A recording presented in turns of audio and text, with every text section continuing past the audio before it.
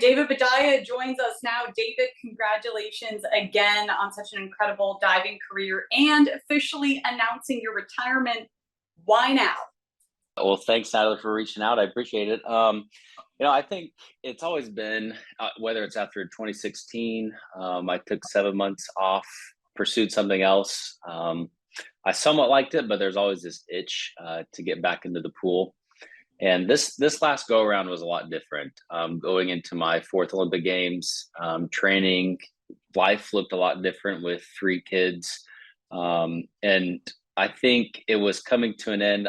I think the desire to want to train was slowly dwindling, and seeing what was on the other side of, I guess my career was just exciting to me. But it also it was kind of perfect. Like my plan was totally different.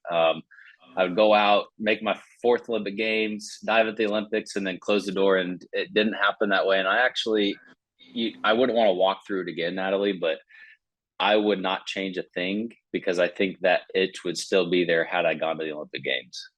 You mentioned that beautiful wife and the kids and the family. I want to talk about how you balanced it all. How did you train with the little kiddos? We would always see them in the stands. You have such a beautiful family. How did you do it all? Thank you. Not very well. Lots of failure, lots of discussions, and lots of planning. But I think probably first and foremost, Sunny, my wife, I think did more work this last 4 years leading up to the Tokyo Games than I did, just at home trying to raise three kids by herself while I'm working in the pool. And I think one of the things that I think is hard for a diver to continue a long career is it's financially, it's hard. And so you have to support yourself somehow. And I've had an amazing group of sponsors since 2011, and mainly Toyota this past 4 or 5 years have been just pivotal in allowing me to train without having to worry about how I'm going to support my family. I want to rewind back to the 2021 Olympic trials where you did your last dive.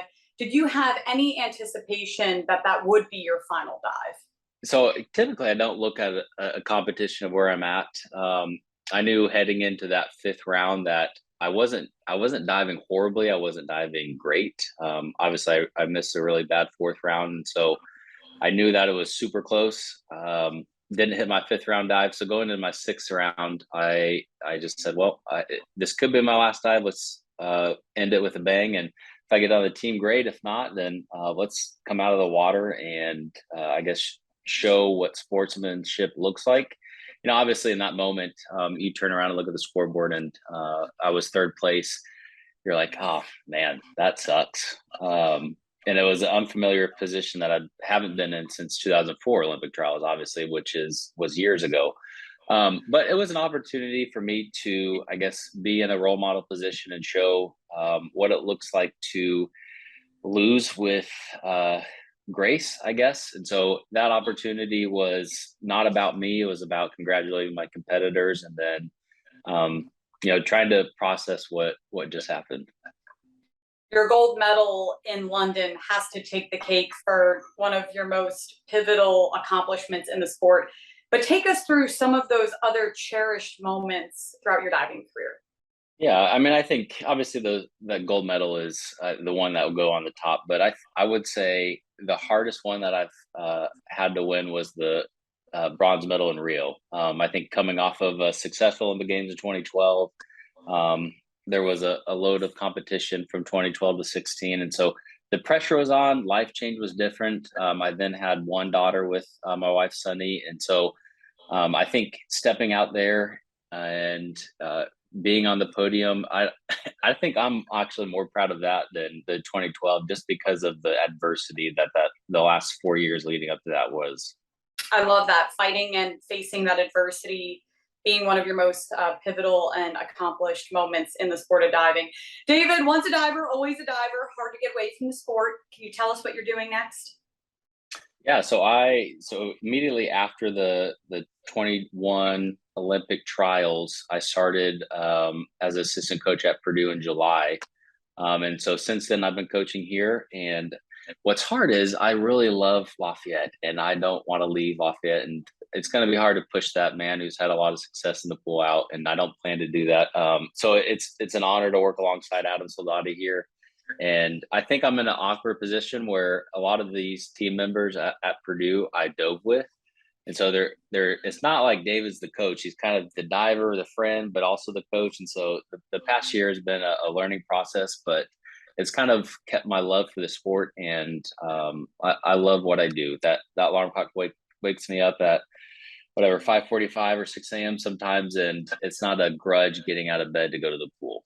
Those divers are certainly lucky to have you. And I know you mentioned Paris is still the goal, just in a different position. You looking to be a coach on the Olympic team?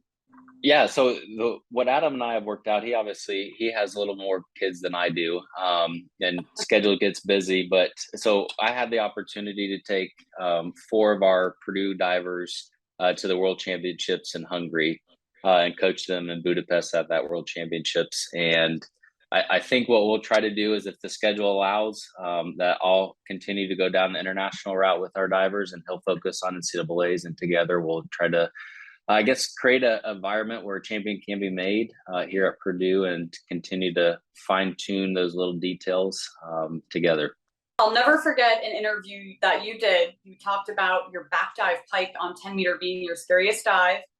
I definitely relate to that when training for trials and doing synchro. It was definitely my scariest dive, and I always dreaded doing it. For young divers that are watching this and that are having trouble, balancing the fear of not only platform, but just diving in general, what is your advice to them?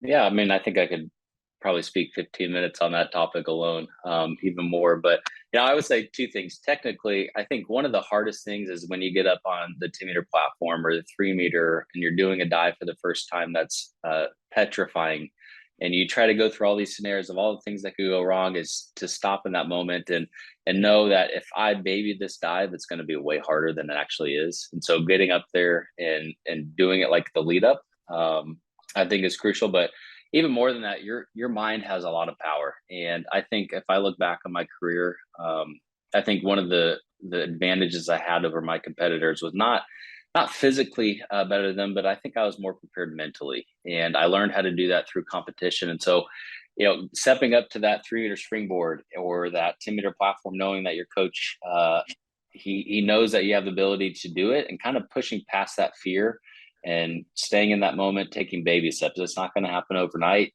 And so if you can do just one, get it off, and then do another. You don't have to do 50 at once. Just doing it one at a time is helpful.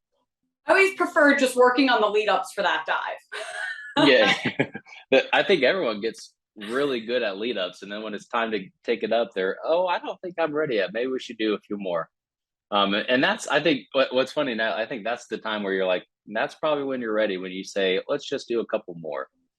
Yeah. But until I heard you say that was your scariest dive, I was like, there must be something wrong with me that I'd rather do an inward 3.5 than a back dive pike. Amen. Amen. It is crazy. David, anything else you want to add about this exciting time? How are you and your family celebrating? Well, I think we've kind of known for about a year, but we wanted to make sure of it. But I think my kids are now nestled into dad's routine of you going to work now, and work looks a little different. I'm not putting a suit on and diving, but I'm going to the pool, and my oldest daughter loves it because she gets to go to the pool sometimes, and I actually get to watch her play in the pool instead of she watch me. And I don't know, it's different. Obviously, schedule looks different, but we are enjoying life, and I'm looking forward to what's next for us in this avenue. As you should. Years and years of training and competing and winning gold medals is definitely not easy. Congratulations again, David, and thanks for joining us. Hey, thanks, Natalie.